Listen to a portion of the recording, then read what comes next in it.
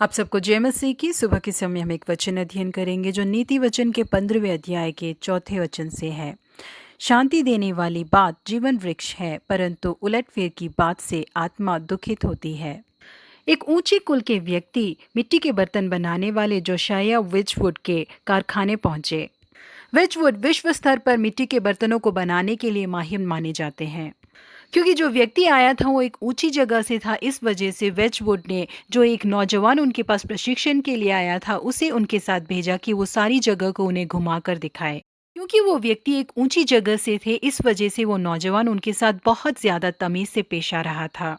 लेकिन वो व्यक्ति बहुत ही गंदे शब्दों का इस्तेमाल करके उस नौजवान से बातें कर रहे थे। पवित्र शास्त्र को वो गलत शब्दों से डांटने लगे और जिन चीजों को बहुत ही सावधानी से छूना चाहिए था उन चीजों की बिल्कुल भी इज्जत ही नहीं कर रहे थे। उस व्यक्ति की हरकतों को देखकर वो नौजवान घबरा गया। थोड़ी देर में ही उस कारखाने के मालिक जोशाया वेजवुड उन लोगों के पास आ गए। उनके पास प्रशिक्षण के लिए जो विद्यार्थी आया था, जिस तरह से उसकी बेइज्जती वो व्यक्ति कर रहे थे, उसे देखकर वो बहुत ही मायूस हुए। पूरे कारखाने को घूम के देखने के बाद उस व्यक्ति ने कहा कि क्या मैं यहाँ से कुछ चीजों को खरीद सकता हूँ।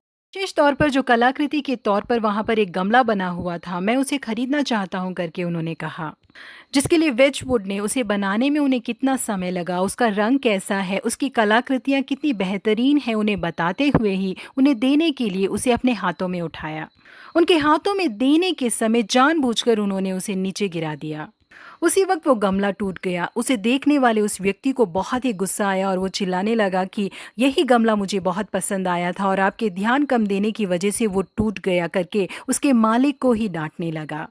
जिसके लिए बहुत ही शांत होकर वेजवुड ने उनको जवाब दिया कि सर, इस गमले से बढ़कर इस दुनिया में बहुत ही बहुमूल्य चीजें हैं।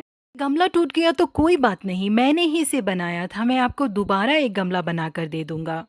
लेकिन आपने अपने बुरे शब्दों के द्वारा इस नौजवान के हृदय को दुखी किया है। आपने जो शब्द कह दिए उसे बदला नहीं जा सकता करके उन्होंने कहा।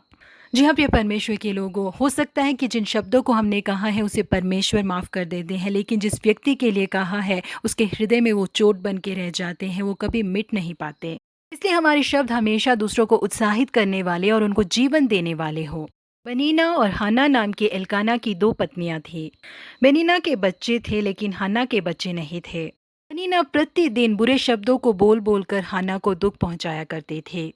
एक बार जब वो आराधनालय बलि चढ़ाने के लिए गए थे तो दोबारा बेनीना ने अपने बुरे शब्दों के द्वारा हन्ना को दुखी किया। हन्ना बिना खाए पिए रो रही थी, लेकिन उनके पति बहुत ही प्रेम के साथ आकर कहने लगे कि हे हन्ना, तू क्यों रोती है, क्यों तू खाना नहीं खाती है, क्या तेरे लिए 10 बेटों से बढ़कर मैं अच्छा नहीं हूँ। हन्ना ने जाके परमेश्वर के आराधनालय में प्रार्थना किया। प्रार्थना को सुनने वाले परमेश्वर ने उसे एक पुत्र को दिया।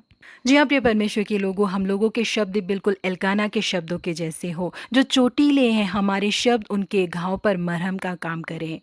परमेश्वर ही हमें चांदी के थाली में रखे हुए सोने के सेब की तरह शब्दों को सही समय पर दे। प्रभु आप सबों को आशीषित करे। Have a blessed day.